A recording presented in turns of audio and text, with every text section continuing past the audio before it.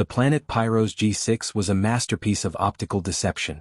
To any species that viewed the universe through the visible light spectrum, the planet was a paradise of shimmering crystals and translucent flora. The trees were not wood and leaf, but towers of frozen carbon dioxide and silicates that refracted the dim light of the system's dying red sun into 1,000 rainbow hues. It was a world of ghosts, where the very air seemed to vibrate with phantom colors. The Luma-Khil were the undisputed masters of this refraction.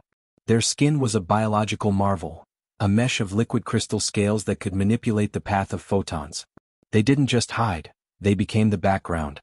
By bending the light around their bodies, they achieved a state of perfect transparency.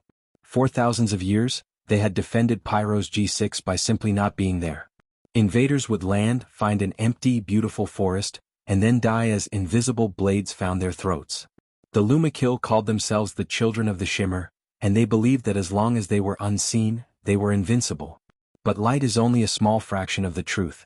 While the Luma-Khil had mastered the narrow band of the electromagnetic spectrum that most species used to see, they had entirely ignored the byproduct of their own life: heat. When the Soul Defense Initiative identified Pyro G6 as a prime candidate for geothermal siphoning, a process that would drain the planet's volcanic core to power human jump gates, they didn't send soldiers with flashlights. They sent the 5th Thermal Recon, known as the Heat Drinkers. Sergeant Elias Cole stood at the edge of the landing zone. To the naked eye, the crystalline forest in front of him was empty. The wind whistled through the glass-like branches, and the ground was a smooth, undisturbed sheet of frozen CO2. But Cole wasn't looking with his eyes. He was looking through the multi-band LWIR long-wave infrared sensors integrated into his Wraithsight helmet. "They're out there," Cole said, his voice a low rasp through the comms. "I count 40 signatures. They're hanging from the shiver trees, like overripe fruit. They think they're invisible." Inside Cole's visor, the world was a study in cold blues and deep purples. The forest was nearly absolute zero. But against that frigid backdrop, the Luma-Khil were screaming. Every heartbeat, every muscle twitch, and every breath they took released thermal energy. In the infrared spectrum, the invisible warriors looked like glowing orange flares. Their light-bending skin did nothing to stop the radiation of their own body heat. In fact, the effort of maintaining their camouflage actually made them hotter. "Wait for them to make the first move," Cole commanded his squad. "Let them think they're stalking us. It's more fun that way." The Luma-Khil leader, a high warrior named Zulkar, moved through the canopy with the grace of a shadow. He watched the humans, these soft-eyed mammals, setting up their heavy metal machinery. He saw them walking around looking blindly at the trees. Zulkar signaled his warriors. They would drop from the branches, strike the humans in the gaps of their armor, and vanish before a shot could be fired. It was the dance of the unseen, and it had never failed. Zulkar leapt. He was a ripple in the air, a distortion in the rainbow light. To any other prey he would have been a ghost.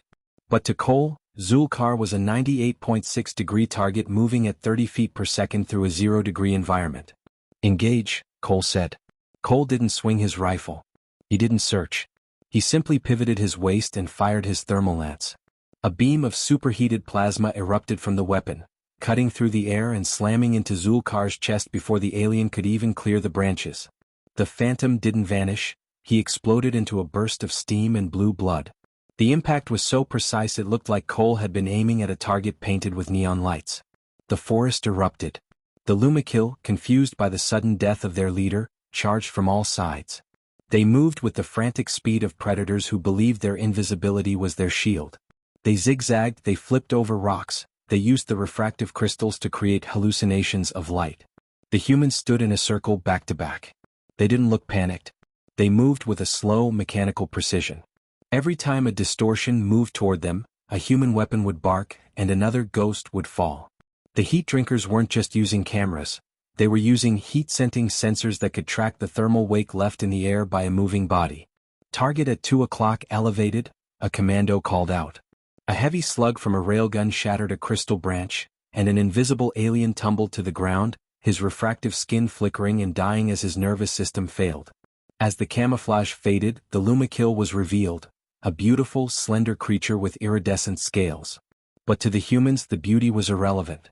He was just a source of heat that needed to be extinguished. "Why do they not see us?"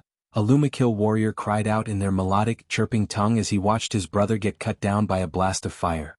The light is perfect. We are the shimmer. We are the void. The Luma-Khil didn't understand that their very environment was their enemy.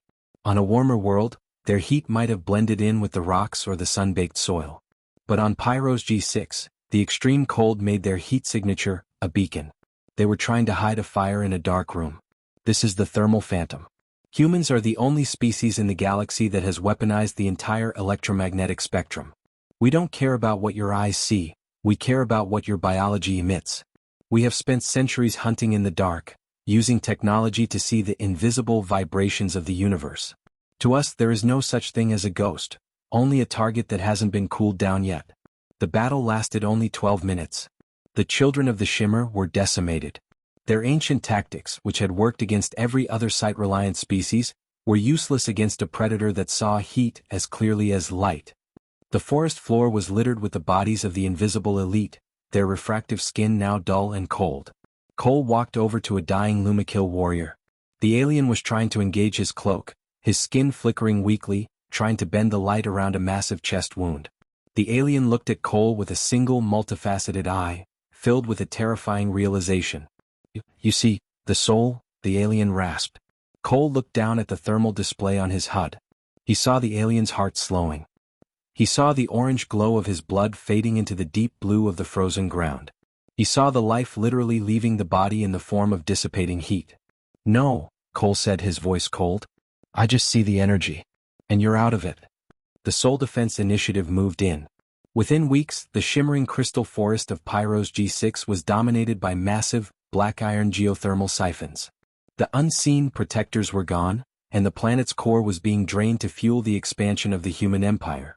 The Luma-Khil who survived fled into the deepest, coldest caves, realizing that in a galaxy where humans could scent the heat of a heart, there was nowhere left to hide. Humanity had proven the ultimate physical HFY truth. The universe is not made of what you see, it is made of what you are. And if you are made of warm blood and beating hearts, the humans will find you. We are the ones who see in the dark. We are the ones who hunt the ghosts. And in the end, no matter how much you bend the light, you can never hide from the fire inside you.